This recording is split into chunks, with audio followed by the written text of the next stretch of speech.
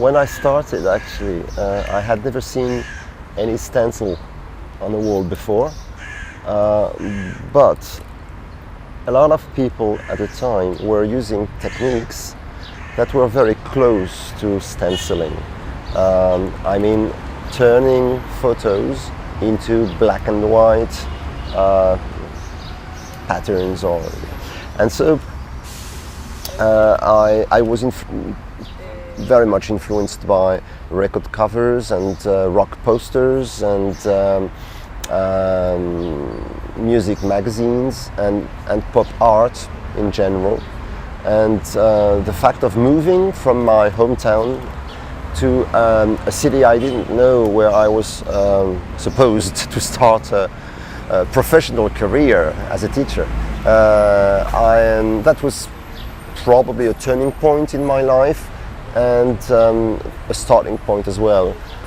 I felt I was free to do whatever I wanted to do without being observed by my family, my teachers, my friends and people I knew. And that was probably the reason why I started spray painting on the walls. And the first image, the simplest image, was my own portrait, my self-portrait. And since I had been collecting photo booth portraits for a while, I just enlarged one of them, which actually looked like it was in between laughter and shout in a very punkish fashion. So that was my first.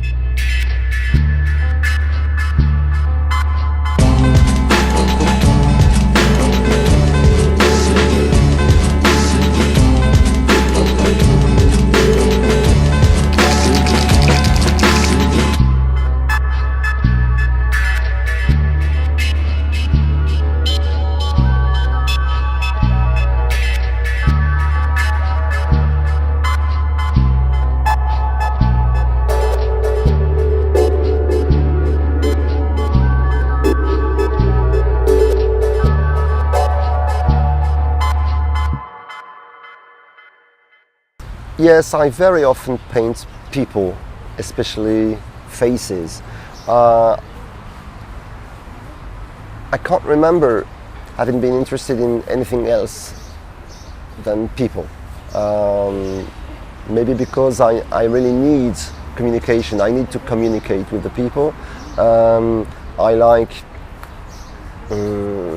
meeting new people, or even without meeting them for real, just walking down the street and seeing faces I've never seen before, and imagining, yes, stories, different lives. Even when I'm sitting in a bus or in the underground and I look at the people right in front of me, and I just can't help imagining what they've been doing, where they're going, if they have a family. And the fact of painting life-size people in black and white is like shooting a movie, the movie of life.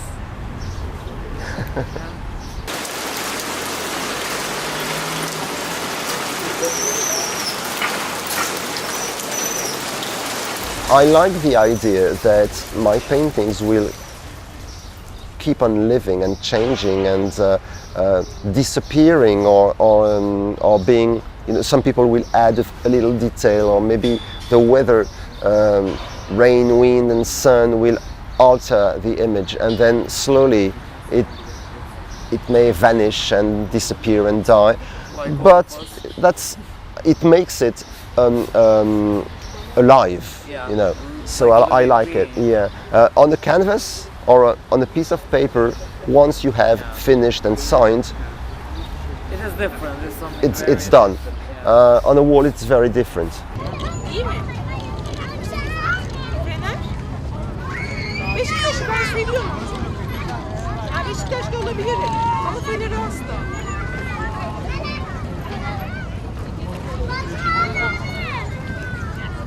first time I came to Turkey, I was very enthusiastic about the people and the atmosphere, and I could feel something different. And the language, I cannot understand a single word of Turkish, but I like the music of the language a lot. And this time in Izmir, my first time in Izmir, I can see the difference between here and elsewhere. It seems that Izmir is very special, very different, very. It cannot be compared to other cities in Turkey. It has, the people here are probably more laid back, and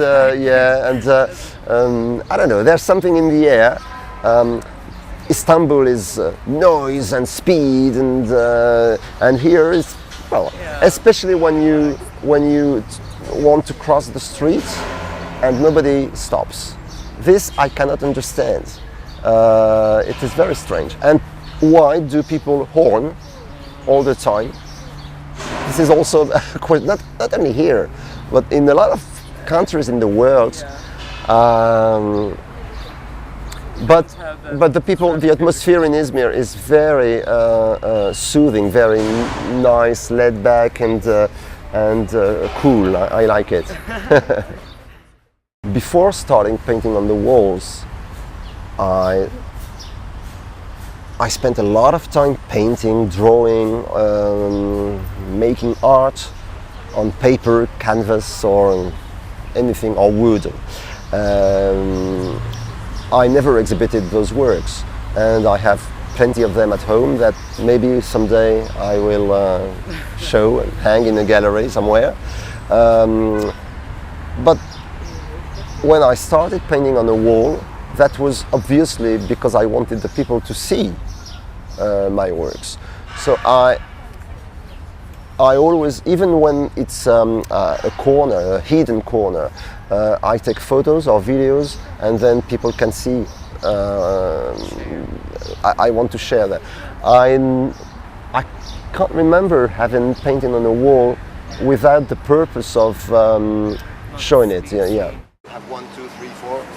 So maybe you can check. Of course, I've always been very interested in what is going on in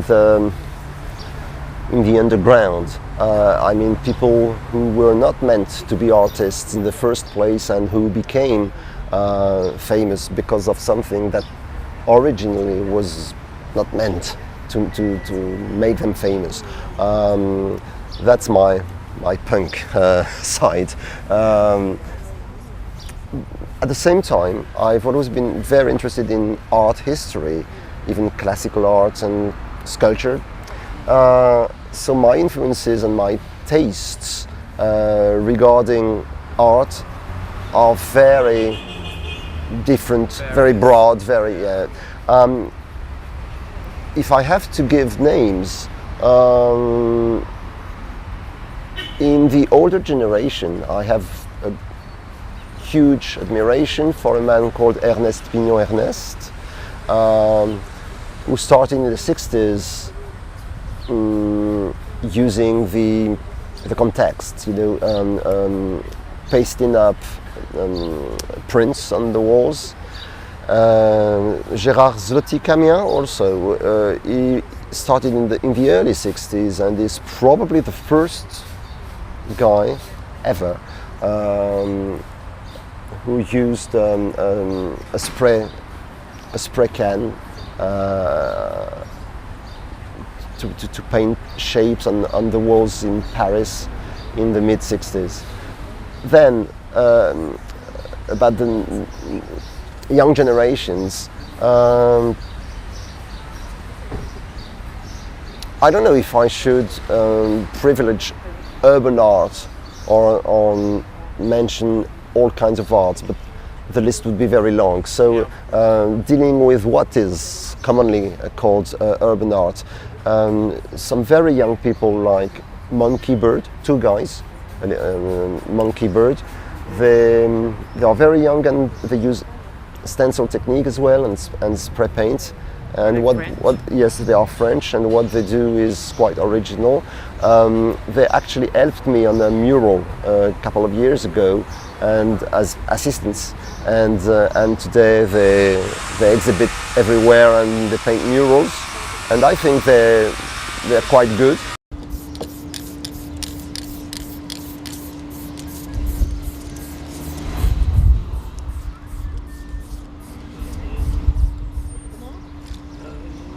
Ah ben oui, ça reste en tête, hein. Ça fait 5 jours où je l'ai en tête. Everywhere I go, I try to bring with me some little examples of my culture and my influences. But at the same time, I always try and get as interested as possible in the local culture and history and heritage. So coming to Izmir, it was very important for me that the wall would not only show my own life and icons and influences, but also be a link, a connection between Turkish people, Izmir, and myself. So knowing that Henri Langlois was born in Izmir, he was the creator, the founder of La Cinémathèque Française, a very important guy. He was a good friend of so many famous film directors and actors like Hitchcock, or many Jean-Luc Godard, so many more, and Dario Moreno, who was born in Izmir as well. But everybody in France knows Dario's songs. A lot of them are in French, or so they belong to that international culture, and so for me they were. It was necessary for me to have them on the wall, but at the same time I wanted some unknown Turkish people to be there with them. The idea that Dario Moreno could be singing backed by a sass player, a local sass player, and next to them a dervish and a hip-hop dancer. It's just showing that all of us, whoever we are, famous or totally anonymous, we are human beings. And it's also a way of showing that even when people die, when they're gone, they can still be here with us as influences or heritage. And then the fact of painting them the same size and in black and white just is a way of breaking the boundaries between different times and different places, different social classes, different ages, so that we're all together in the brotherhood of man. First time I came to Turkey, I was very enthusiastic about the people and the atmosphere, and I could feel something different. And the language, I cannot understand a single word of Turkish, but I like the music of the language a lot. And this time in Izmir, my first time in Izmir, I can see the difference between here and elsewhere. It seems that Izmir is very special, very different, very.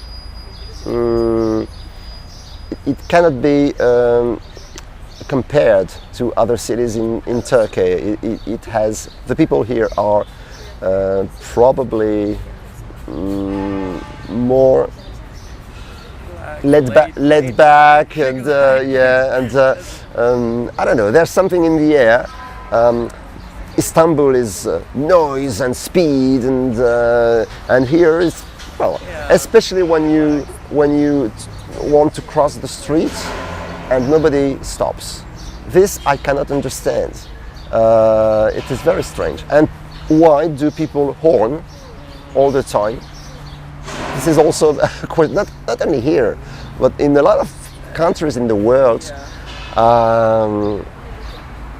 But the people, the atmosphere in Izmir is very soothing, very nice, laid back, and cool. I like it. I would say that the secret is remaining as young and innocent as possible. So every time we paint a wall or I cut a new stencil, I like the surprise and the enthusiasm I have. I try to keep this alive as much as possible, and being like a kid, you know, in a playground, and still being serious about it, you know. Life is fun, and at the same time it isn't a game, so always keeping the right balance between being serious and playing with life. Yeah.